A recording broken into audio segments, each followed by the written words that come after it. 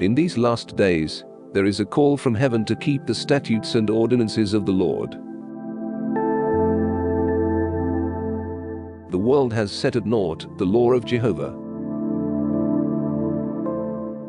Oke, kita akan belajar pelajaran yang judulnya adalah The Moral Law Explained, atau hukum moral Tuhan dijelaskan.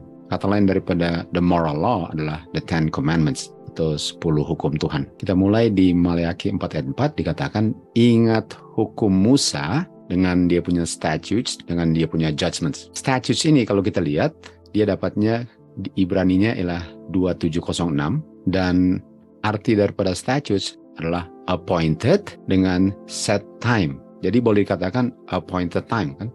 Salah satu daripada statutes. Dan dia juga asal-usul kata statutes ini adalah H2710. Jadi kita mau lihat H2710 ini apa? Kita lihat di Yesaya 49 ayat 16 dikatakan, saya telah memberikan kepada kamu, saya telah mengukir.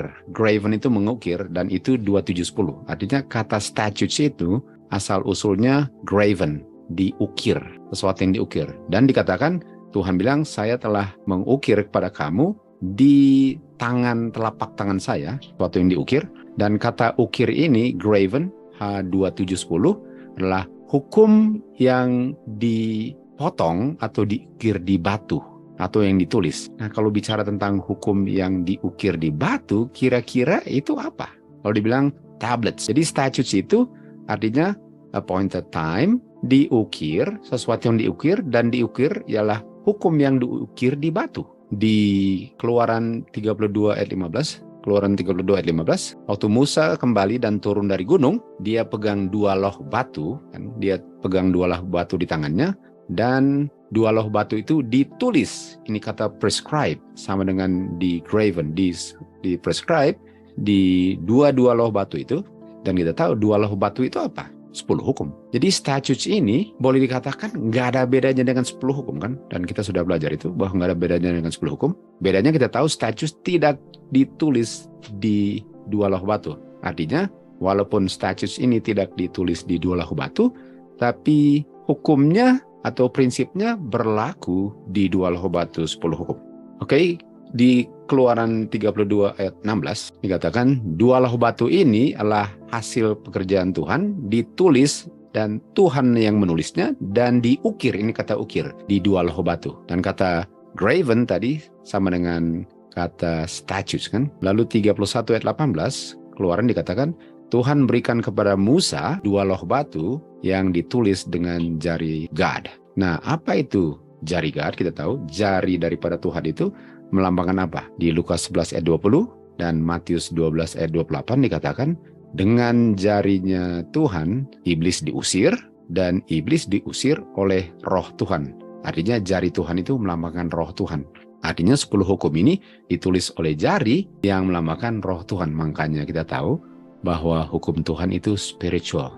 Hukum Tuhan spiritual di Roma 7 ayat 14. Jadi ini kata statutes tadi, ada statutes atau prinsip yang kita temukan di loh batu, tetapi kita akan lihat bahwa statutes ini tidak ditulis di loh batu, tapi prinsipnya tertulis di loh batu. Prinsip yang tidak tertulis ada di loh batu. Oke, kita lihat kutipan Signs of Times. Tuhan waktu turun ke Bukit Sinai, dia tidak memberikan hukum yang baru. Artinya hukum yang diberikan adalah hukum yang selalu ada, bukan hukum yang baru. Dan dia ucapkan dengan suara yang kedengaran agar didengar semua orang. Hukum yang dari awal sudah ada sebagai fondasi daripada pemerintahan Tuhan. Artinya waktu Tuhan turun ke Bukit Sinai, dia berbicara agar didengar umat Israel, hukum yang selalu ada yang adalah fondasi daripada pemerintahan Tuhan. Tadi hukum itu nggak pernah ada, karena pemerintahan Tuhan pun nggak pernah ada, kan? Sebagaimana Tuhan selalu ada, hukumnya selalu ada. Jadi hukum yang diberikan di Sinai ini bukan hukum yang baru diberikan, bukan sesuatu yang baru, ini selalu ada.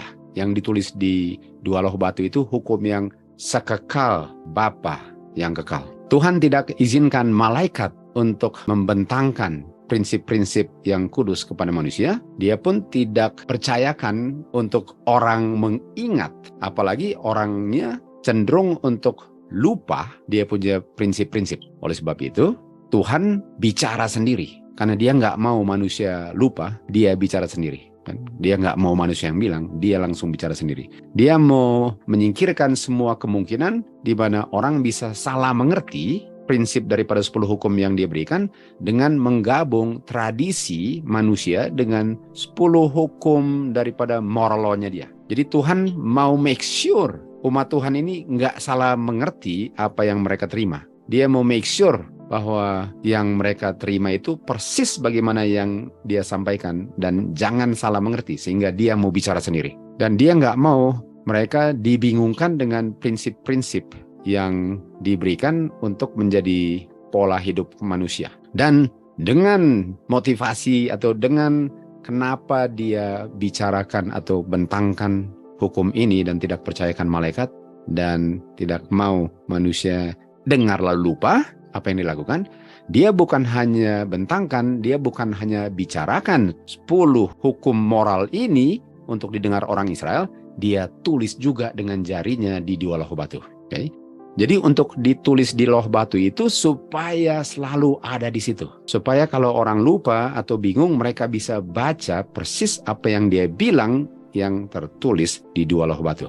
Itu sebabnya dia bukan hanya bicara, dia tulis juga di loh batu yang akhirnya dia berikan kepada Musa kan. Nah, ini 10 hukum dia berikan di Sinai. Hukum itu kita tahu diulang kembali katanya. Hukum itu sudah ada sebelum diberikan di Sinai karena hukum ini bukan sesuatu yang baru kan. Nah, di Ulangan 5 kita tahu bahwa Musa mengulang kembali 10 hukum yang diucapkan Tuhan di Horeb, dia ulang kembali di buku Ulangan. Dan ayat 1 dikatakan, Musa memanggil semua orang Israel dan bilang kepada mereka, dengarlah, oh Israel, statutes dengan dia punya judgment. Kita tahu statutes adalah hukum, prinsip hukum yang ada di 10 hukum kan. Statutes dengan judgment, agar kamu bisa mempelajarinya, memeliharanya, dan melakukannya. Jadi kamu perlu untuk melakukan statutes dan judgment.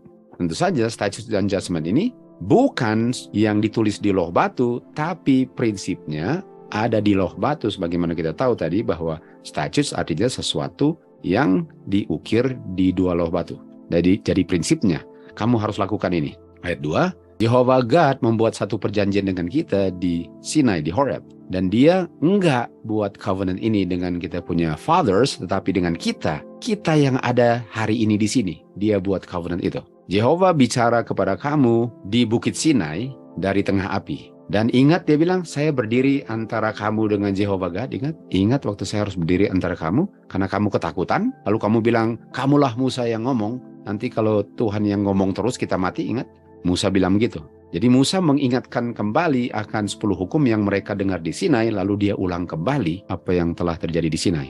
Lalu dia ulang 10 hukum, walaupun saya nggak akan baca seluruh 10 hukumnya, tapi Ulangan 5 yang bicara tentang 10 hukum, bicara tentang statutes. Jadi waktu dia ulang kembali 10 hukum, dia bilang buat statutes dengan judgment. Sementara dia sedang kasih 10 hukum. Artinya statutes dengan judgment itu prinsipnya adalah prinsip yang kita dapati di 10 hukum. Di ayat 6 dikatakan, Akulah Jehovah God yang bawa kamu keluar dari Mesir dan dari rumah perbudakan. Kamu tidak boleh ada gods yang lain di hadapanku. Hukum pertama, jangan mengukir apa saja dan menyembahnya. Ini kan hukum pertama. Hukum pertama di Keluaran 20 sekarang diulang kembali. Dan yang menariknya, sementara dia mengulangnya kembali, yang dibilang tadi adalah apa? Statutes dengan judgment. Jadi dia bilang dia punya statutes dengan judgment kan? Dia bilang dia punya statutes dengan judgment, lalu dibilang ini adalah 10 hukum. Ini adalah 10 hukum. Artinya, statutes dengan judgment itu adalah bagian daripada 10 hukum, walaupun kita akan lihat nanti bahwa statutes-nya dengan judgment-nya enggak dengan detail ditulis di 10 hukum, tapi itu adalah bagian daripada 10 hukum. Oke? Jadi waktu umat Tuhan menerima 10 hukum yang diberikan kepada mereka, dan 10 hukum itu adalah bukan sesuatu yang baru, tapi diberikan kembali. Pertanyaannya, kenapa diberikan kembali, lalu diberikan statutes? Kenapa diberikan kembali 10 hukum, seakan-akan mereka nggak pernah terima? Nah, di Patriarchs and Prophets, halaman 310, dikatakan di sini, pikiran manusia atau pikiran umat Tuhan yang keluar dari Mesir, pikiran mereka yang keluar dari Mesir dibutakan oleh perbudakan dan kekafiran di Mesir. Artinya mereka punya pikiran sudah kotor disebabkan oleh perbudakan di Mesir dan kehidupan kekafiran. Sehingga waktu mereka menerima 10 hukum di Bukit Sinai, mereka nggak bisa menghargai prinsip-prinsip daripada 10 hukum itu. Kita akan lihat apa prinsip-prinsip yang mereka nggak bisa mengerti. Jadi untuk apa mau berikan 10 hukum yang mereka sudah langgar, kalau mereka langgar 10 hukum itu, kenapa mau berikan lagi, lalu harapkan untuk tidak melanggar. Jadi 10 hukum yang mereka langgar diberikan kembali, bedanya sekarang, apa bedanya sekarang sehingga mereka nggak melanggar sesuatu yang mereka sudah langgar? Agar mereka bisa mengerti tuntutan daripada 10 hukum dan lebih mengerti akan prinsip-prinsipnya, Tuhan berikan prinsip tambahan di mana prinsip-prinsip ini akan mengilustrasikan prinsip-prinsip daripada 10 hukum. Artinya, Tuhan berikan precepts, prinsip tambahan daripada 10 hukum, dan gunanya daripada prinsip ini ialah untuk menjelaskan 10 hukum agar mereka sekarang tidak perlu melanggar 10 hukum. Artinya sebelum mereka menerima tambahan ini, mereka melanggar. Dan melanggarnya karena mereka nggak mengerti prinsip 10 hukum. Itu sebabnya diberikan prinsip 10 hukum agar mereka tidak melanggar 10 hukum. Dan hukum-hukum ini yang adalah prinsip tambahan ini namanya judgments atau penghakiman. Bedanya dengan 10 hukum, ini judgment ini, precepts ini diberikannya kepada Musa lalu dikomunikasikan kepada umat Israel.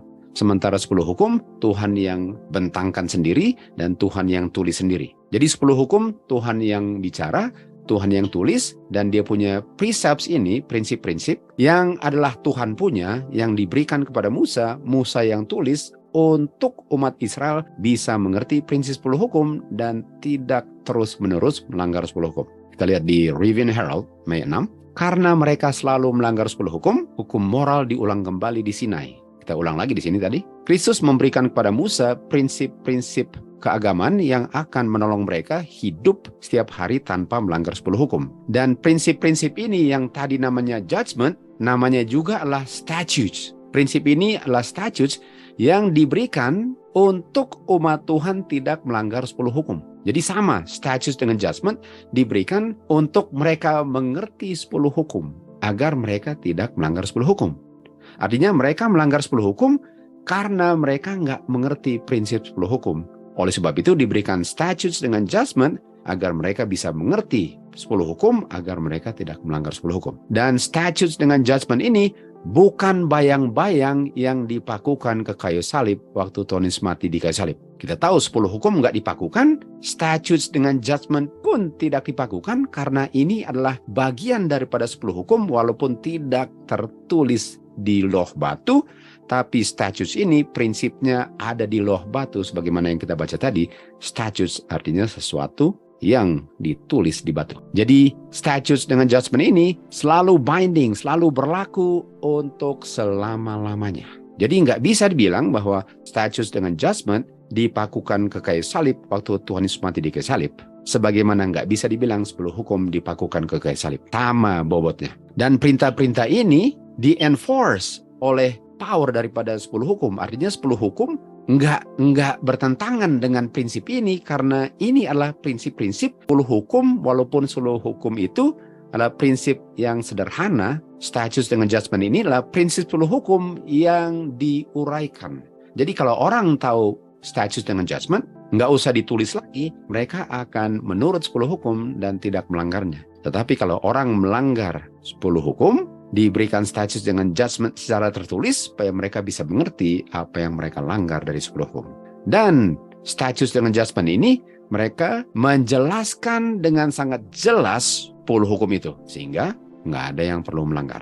Okay? Ini adalah statutes dengan judgment yang diberikan setelah Tuhan berikan 10 hukum agar mereka tidak melanggar 10 hukum. Di Great Controversy kita lihat hukum Tuhan di Ka'bah di surga adalah yang asli. Yang mana prinsip-prinsip yang ditulis di 2 loh batu dan artinya termasuk juga yang ditulis oleh Musa di Kejadian, Keluaran, Imamat, Bilangan, Ulangan adalah transkrip, tulisan yang tidak ada salahnya. Jadi dikatakan sini ya, hukum Tuhan yang di surga, yang ditulis di loh batu dan dicatat oleh Musa. Bayangkan ini.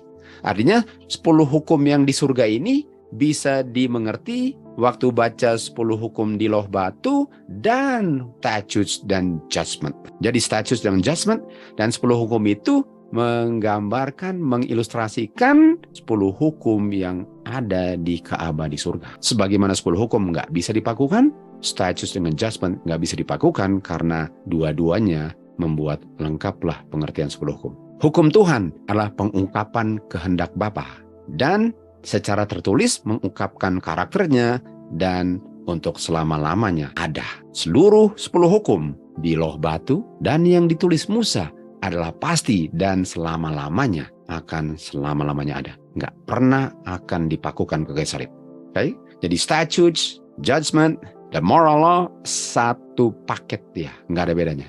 Ini sama dengan ngomong tentang Alkitab, lalu kita baca tulisan Roh Nubuat. Roh Nubuat itu menjelaskan Alkitab bagi orang yang nggak ngerti Alkitab. Kan? Artinya Roh Nubuat tidak menggantikan Alkitab. Alkitab bisa dimengerti tanpa Roh Nubuat, walaupun Roh Nubuat itu bukan menggantikan Alkitab, tapi prinsip-prinsip di Alkitab itu yang nggak bisa dimengerti dijelaskan Roh Nubuat. Sama dengan statutes dengan judgment, nggak perlu ditulis. Kalau orang yang memelihara 10 hukum sudah tahu prinsipnya. Kalau melanggar 10 hukum, ditulis agar tidak melanggar prinsip 10 hukum. Sekarang mari kita lihat dengan jelas mendefinisikan hukum. Mari kita lihat contoh. Di Yohanes 8 kita tahu ada wanita yang kedapatan dalam kegiatan perzinahannya. Jadi sementara dia berzinah, dia ditangkap. Lalu mereka tanya kepada Tuhan Yesus. Dia bilang, sesuai dengan hukum Musa, statutes dengan judgment kan, sesuai dengan hukum Musa, dikatakan orang yang kedapatan, orang yang berzina harus dilempari batu. Jadi, waktu dibilang sesuai dengan hukum Musa menjelaskan 10 hukum kan? Iya, menjelaskan 10 hukum. Nah, Tuhan Yesus jelaskan prinsip ini di Matius 5 ayat 27.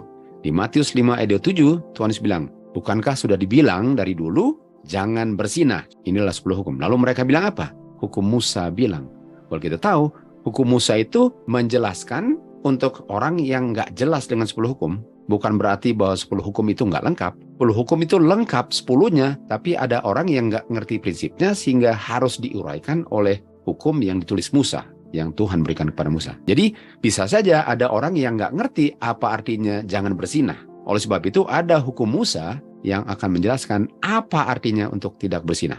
Nah, ayat 28 Tuhan Yesus jelaskan apa artinya untuk tidak berzinah karena di 10 hukum hanya ditulis jangan berzinah. Sesederhana itu. Lalu ayat 28 Tuhan Yesus uraikan. Dan kita tahu yang uraikan apa? Hukum Musa. Dan mereka bilang sesuai dengan hukum Musa. Ayat 28 Tuhan Yesus bilang apa? Oke. Barang siapa melihat dan menginginkan wanita sudah berzinah di dalam hatinya. Apakah sedetail itu ditulis di 10 hukum? Tidak. 10 hukum tidak dengan detail tulis itu, tapi 10 hukum artinya itu. Jadi kalau orang nggak mengerti itu, mereka pikir orang yang berzina adalah orang yang kedapatan sedang tidur dengan bukan suami atau istrinya. Sementara 10 hukum sebenarnya artinya, arti spiritualnya ialah walaupun kamu hanya melihat dalam pikiran kamu dan sudah menginginkannya, kamu sudah melanggar 10 hukum. Dan itu diuraikan oleh hukum Musa. Jadi apakah hukum Musa sama dengan 10 hukum? Sama. Malahan lebih jelas mengungkapkan 10 hukum. Jadi bisa nggak kalau 10 hukum tidak dipakukan, bisa nggak hukum Musa dipakukan kalau itu adalah 10 hukum secara yang terurai hanya karena Musa tulis bukan berarti nggak penting. Kita lihat lagi di Matius 5 ayat 21 tentang judgment. Tuhan Yesus bilang, kamu sudah dengar dulu kala di 10 hukum dikatakan kamu nggak boleh membunuh. Tuhan Yesus cuma kutip 10 hukum yang ditulis di 2 loh batu tanpa penguraiannya. Lalu Tuhan Yesus menguraikannya di ayat 22. Dikatakan, barang siapa marah terhadap saudaranya tanpa alasan, dia sudah membunuh. Ini judgment. Artinya, waktu Tuhan Yesus uraikan 10 hukum di yang kita mengerti sebagai prinsip-prinsip atau statutes, religious precept kan? Yang prinsip-prinsipnya ditulis oleh Musa, sementara prinsip-prinsip itu ada di 10 hukum, walaupun nggak ditulis pun ada. Dan diberikan ini, statutes dengan judgment ini, agar umat Tuhan bisa mengerti 10 hukum dan tidak melanggar lagi. Jadi statutes dengan judgment atau law of Moses ini dengan jelas, dengan pasti menjelaskan 10 hukum. Statutes dengan judgment bukan bayang-bayang, tetapi selama-lamanya berlaku. Selama pemerintahan Tuhan ada dan selama Tuhan ada, statutes dengan judgment punya prinsip selalu ada. Bisa saja tidak tertulis, tapi tetap ada walaupun tidak tertulis. Tertulisnya bagi yang nggak ngerti. Bagi yang mengerti, nggak usah tertulis, karena kita tahu semuanya ditulis dalam hati manusia kan. Nggak usah di loh batu sekalipun. Hukum moral law itu bukan bayang-bayang, statutes dengan judgment bukan bayang-bayang. Jadi nggak bisa dipakukan ke kayu salib. Nah, kalau kita lihat tentang 10 hukum, kita tahu 10 hukum itu ada hari sabatnya. Dan pertanyaannya, hari sabat itu yang adalah 10 hukum, diuraikan atau apa yang menjelaskan hari sabat? Tentu saja hukum Musa akan menjelaskan hari sabat. Karena bisa saja orang pikir dia sedang memelihara hari sabat, sementara dia sedang menginjak-injaknya. Oke, mari kita lihat tentang hari sabat. Keluaran 28 dikatakan, ingat hari sabat. Ingat artinya bisa lupa kan? Dan kalau kamu lupa hari sabat, adakah hukum Musa yang mengingatkan kamu dan menguraikan hari sabat agar kamu nggak lupa hari sabat? Dan sebelum kita tahu jawabannya, mari kita lihat apa sih hari sabat? Apa sih hukum keempat? Apa bedanya hukum keempat dengan hukum yang lain? Di Signs of the Times di sini katakan, di akhir zaman, in these last days, di akhir zaman ini, ada panggilan dari surga mengundang semua untuk memelihara statutes dengan ordinances of the Lord. Artinya di akhir zaman kita perlu keep statutes, betul. Dunia telah menginjak-injak hukum Jehovah. Tunggu dulu. Tadi dikatakan ingat statutes karena sudah dilupakan hukum Jehovah. Artinya hukum Jehovah sama dengan statutes yang dilupakan kan. Umat Tuhan dialihkan perhatian mereka ke tabut perjanjian dan hukum di dalamnya, hukum di dalam tabut perjanjian mengungkapkan prinsip yang nggak bisa berubah. Tugas manusia disimpulkan di dalam prinsip-prinsip 10 hukum. Dan dikatakan, di jantung 10 hukum adalah perintah hari sabat Jehovah. Artinya, hari sabat adalah jantung daripada 10 hukum. Jantung itu boleh dikatakan sumber kehidupan kan? Karena jantung itulah yang pompa dia punya oksigen ke seluruh tubuh. Artinya 10 hukum adalah kehidupan, tapi hukum jantungnya adalah hukum keempat. Hukum keempat itulah the heart of the law. Artinya kalau bilang ingat hari sabat, ingat hukum jantung 10 hukum. Dan kalau dikatakan law of Jehovah itu sama dengan statutes, artinya hari sabat itu boleh dikatakan statutes juga. Dan semua 10 hukum adalah statutes kalau the law of Jehovah itu adalah statute. Oke, sekarang kita sudah mengerti apa itu hari sabat. Hari sabat adalah statutes, law of Jehovah, jantung daripada 10 hukum. Bagaimana orang kalau lupa hari sabat diingatkan untuk tidak lupa oleh hukum Musa. Di Maleakhi 4 ayat 4 dikatakan ingat hukum Musa. Tadi dibilang ingat hari sabat. Nah hukum Musa, statutes dengan judgment adalah law of Jehovah kan. Artinya ingat hukum Musa sama dengan ingat hari sabat. Ingat 10 hukum, ingat hari sabat. Dengan dia punya statutes dengan judgment. Kita tahu statutes adalah apa? Appointed time tadi. Nah kita kembali lagi. Bagaimana waktu Tuhan berikan 10 hukum. Bagaimana umat Israel punya pengetahuan tentang 10 hukum. Pikiran orang Israel keluar dari Mesir sudah dicemarkan dengan kebiasaan-kebiasaan kekafiran dan perbudakan di Mesir. Sehingga mereka nggak siap untuk menerima prinsip 10 hukum. Oleh sebab itu, Tuhan berikan judgment atau hukum judgment yang diberikan melalui Musa agar mereka tidak melanggar 10 hukum. Bagaimana kalau mereka lupa hari sabat? Sekali lagi, di Patriarchs and Prophets tadi halaman 310, sekarang halaman 311. Jadi kita lanjut lagi cerita tadi. Sekali lagi, umat Tuhan diingatkan pentingnya hari sabat. Diingatkan pentingnya jantung 10 hukum. Dan bagaimana caranya untuk ingat hari sabat? Jawabannya, ingat hukum Musa. Ingat hari sabat ialah jangan lupa hukum Musa, karena hukum Musa itu mengingatkan orang akan kudusnya hari sabat, apa yang diberikan agar umat Tuhan tidak lupa hari sabat jantung 10 hukum atau moral law atau 10 hukum. Diberikan feast tahunan. Feast tahunan diberikan supaya umat Tuhan tidak melanggar 10 hukum. Kira-kira tahunan ini bisa nggak dipakukan ke kayu salib kalau ini adalah the law of Jehovah yang diberikan melalui Musa? Nggak pernah bisa. hukum-hukum ini, status ini, atau yearly feast ini diberikan dan dicatat oleh Musa dan adalah fondasi daripada hukum negara, dan bersama-sama dengan 10 hukum di mana yearly feast ini, hukum-hukum ini diberikan untuk mengilustrasikan 10 hukum agar umat Tuhan tidak melanggar hari Sabat, tidak melanggar 10 hukum.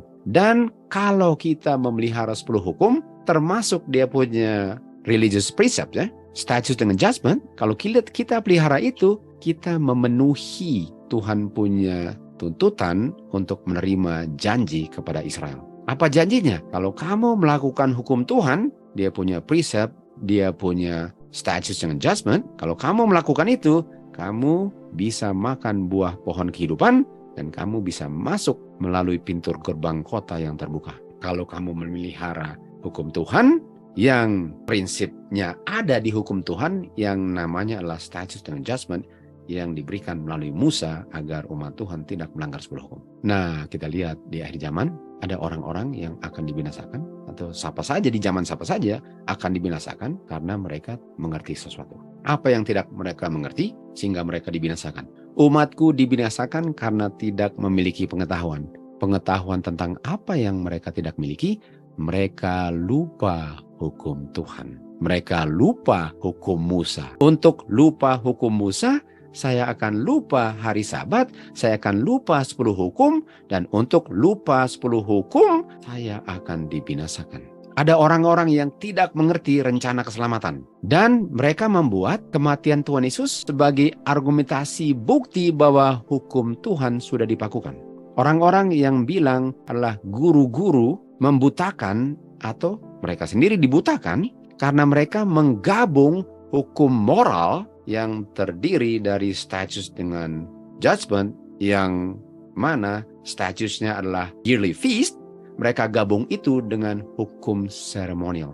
Dan mereka menggunakan ayat-ayat Alkitab yang bicara tentang ceremonial law untuk menjadi bukti bahwa hukum Tuhan atau feast sudah dipakukan. Ini adalah pemutar balikan akan kebenaran firman Tuhan. Hukum moral yang adalah status dengan judgment adalah hukum yang berbeda dari hukum seremonial. Yang satu, hukum seremonial ini adalah hukum bayang-bayang yang dipakukan ke kayu salib karena Tuhan Yesus sudah menggantikan semua itu kan.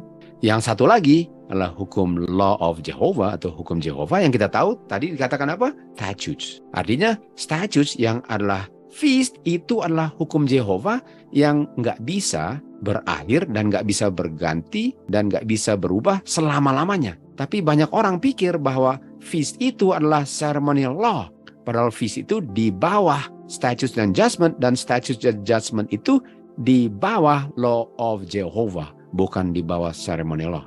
Sehingga mereka nggak ngerti rencana keselamatan, atau mereka punya lack of knowledge terhadap rencana keselamatan, mereka pakukan dia punya feast waktu ceremonial law berakhir dengan pakukan feast, mereka pakukan dia punya statutes, mereka pakukan judgment, sementara itu mereka pakukan 10 hukum. Makanya Roh Nubuat bilang, mereka pakukan 10 hukum waktu mereka pakukan feast karena mereka pikir itu adalah ceremonial law. Dan dikatakan adalah penyangkalan terhadap Kristus untuk orang Yahudi tetap mempersembahkan korban bakaran setelah Tuhan Yesus mati. Jadi Roh Nubuat nggak bilang bahwa adalah satu penghinaan untuk tetap keep the feast, untuk keep dia punya status dengan judgment setelah Tuhan Yesus mati di kayu salib. Enggak, karena status dan judgment itu menjelaskan 10 hukum. Artinya dibutuhkan selama-lamanya dan itu bukan bayang-bayang. Sementara yang dipakukan adalah burnt offering dengan sacrifice.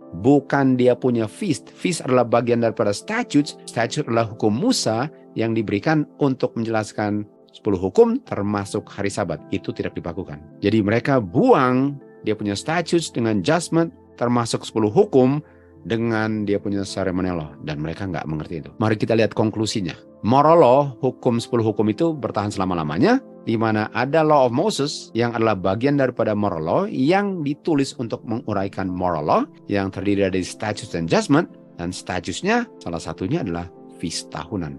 Kita sudah baca tadi, ini berlangsung selama-lamanya, nggak pernah dipakukan. Sementara the ceremonial law berakhir di kayu salib, walaupun diberikan kepada Musa, tapi itu berakhir karena waktu Tuhan Yesus sudah mati, nggak perlu lagi ada lambang kematian karena kenyataan kematian sudah terjadi. Jadi yang mereka buang adalah Law of Moses, yang mereka pikir adalah ceremonial law, dan dengan buang Law of Moses kena juga moral law-nya sehingga dibuang semuanya, sehingga dunia ini tidak ada hukum lagi. Umat Tuhan dibinasakan karena tidak memiliki pengetahuan ini. Nah, bicara tentang dia punya hukum Musa dengan Ten Commandments, Tuhan Yesus bilang di sini, jangan pikir saya datang untuk membinasakan hukum atau nabi-nabi. Nabi-nabi adalah apa? Law of Moses, termasuk Law of Moses kan. Law of Moses adalah nabi dan tulisan dia. Jadi dikatakan saya tidak binasakan law atau prophets. Lalu kita lanjut lagi di Bible Echo, ada hukum yang dipakukan, yang ditiadakan, yang disingkirkan dan dipakukan ke kayu salib, yang ada dia punya ordinances. Itu namanya ceremonial law yang diberikan melalui Musa dengan dia punya korban-korban. Waktu domba sudah bertemu dengan Tuhan Yesus di kematian Tuhan Yesus, domba nggak dipersembahkan lagi. Sehingga semua korban-korban berakhir. Lalu dikatakan di sini, Rasul Paulus dengan rasul-rasul yang lain bekerja untuk menunjukkan hal ini. Bahwa yang berakhir adalah domba dengan dia punya ceremonial law. Semua berakhir. Dan mereka mau menunjukkan kepada orang-orang Yahudi yang bilang bahwa orang-orang Kristen setelah kayu salib tetap harus menjalankan ceremonial law. Jadi Rasul Paulus bilang, jangan kamu dipengaruhi orang setelah kayu salib bahwa kamu harus tetap bunuh domba karena itu sudah berakhir. Di mana ayatnya? Di Kolose 2. Di Kolose 2 dikatakan yang di blot out adalah handwriting ordinances atau ceremonial law yang di take out of the way dan dipakukan ke kayu salib. Apa itu? Ceremonial law. Nah, kita lihat tadi ceremonial law itu beda dengan moral law.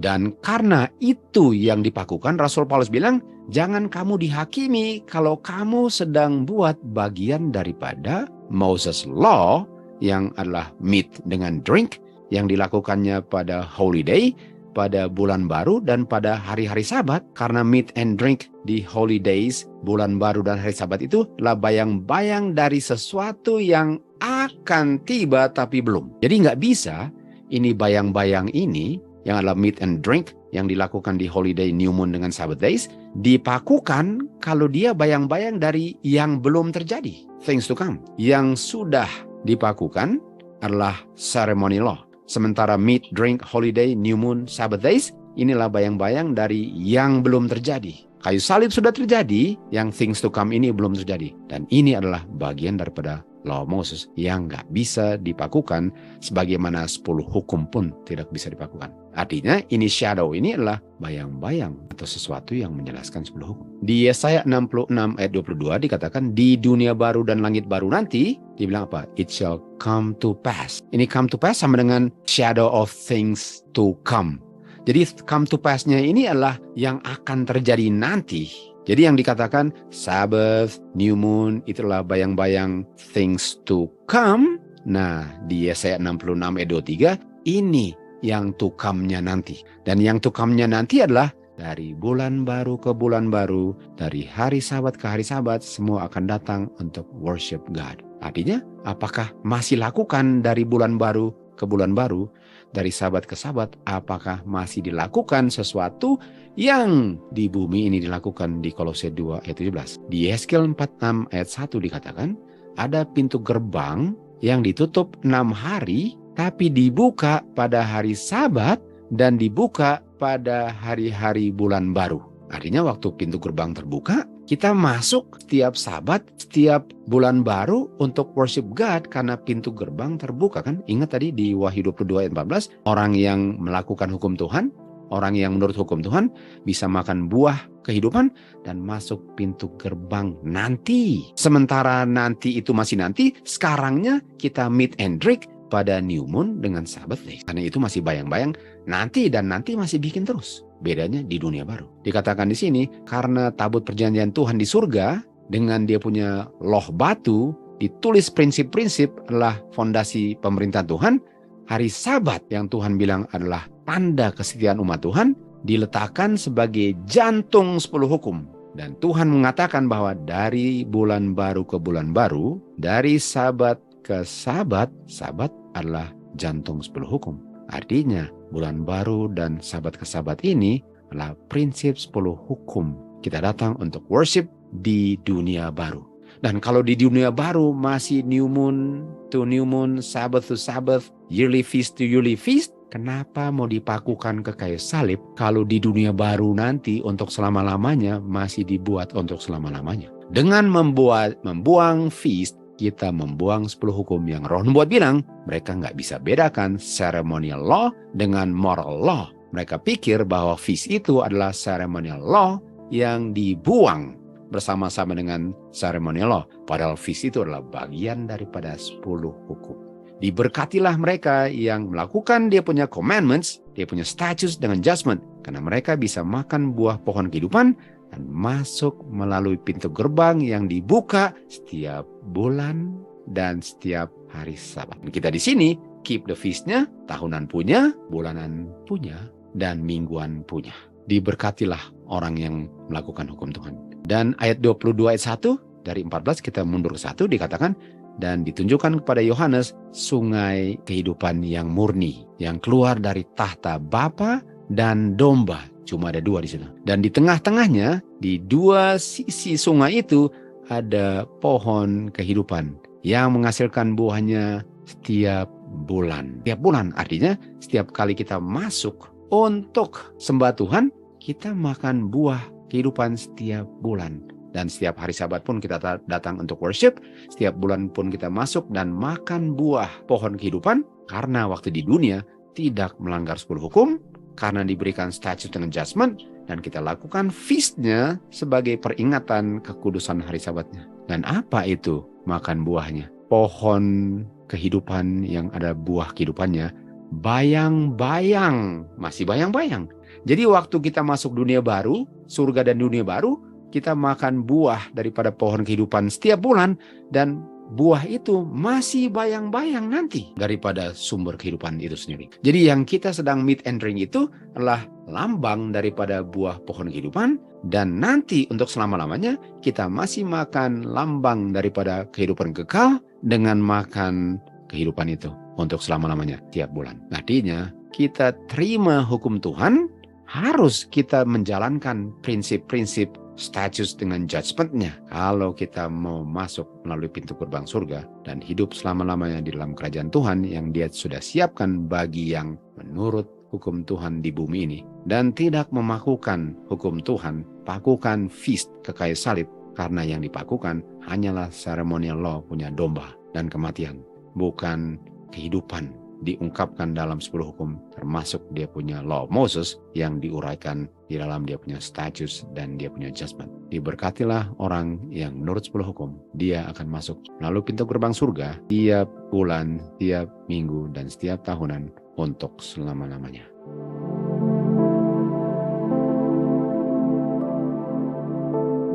Whoso eateth my flesh and drinketh my blood hath eternal life, and I will raise him up at the last day. For my flesh is meat indeed, and my blood is drink indeed.